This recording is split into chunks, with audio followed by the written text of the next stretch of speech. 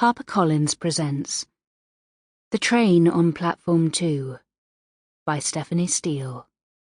Read by Beth, Eyre. 1. Warm air rushed at Jess, blowing her hair into her face, along with a smattering of grit picked up from the platform floor. Blinking, she spat out strands of her blonde bob and wiped at her eyes with the back of her hand as an echoing screech confirmed the tube's arrival. Thank God. It had been an evening. A small bolt of guilt shot through her at that thought, as she stood to one side to let the trickle of disembarking passengers hurry on their way. She boarded the front carriage, having slunk toward the end of the platform, away from the small waiting group that huddled in the middle. It was nearing midnight, the last tube home, and there were only a few other passengers waiting. But still, Jess wanted quiet, a solace usually guaranteed in an end carriage. She sank onto the thin cushioned seat and pulled her phone out of her trenchcoat pocket, while the doors beeped their alarm that they would soon close. She stared at it and considered messaging Liv, who'd been working tonight and not able to join the drinks catch-up Jess had just endured. There was that bolt of guilt again. Maybe she was being too hard on Nicole. No one else from work had bothered to try and catch up with her since she'd left the Met last year. Even Liv, her one-time best friend, had seemed to forget about her lately, as she'd got wrapped up in her new job in the modern slavery and kidnap unit. Jess was happy for her, of course, but she missed their chatter, their banter. Their banter, often about Nicole.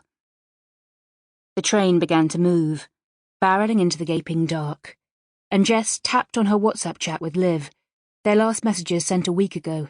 Liv saying she couldn't make the drinks, but good luck, with a winking emoji. Their liberal use of emojis Jess knew from her eldest daughter aged them as the millennials they were. She typed out a string of messages and hit send. Nicole was very Nicole tonight. We'll fill you in next time. Hope work's okay. Jess slipped her phone back in her pocket, trusting the messages to deliver whenever her phone bothered to connect to the patchy Wi-Fi at one of the next stations, and she gazed around the carriage. She didn't feel like music or a podcast tonight. Instead, she wanted to self-flagellate and replay the evening over and over, wondering if Nicole was right, that she looked so much like a mum now, whatever that meant, or that, God, you would never tell you used to be a DI. Was that true? Had Jess lost so much of her old self?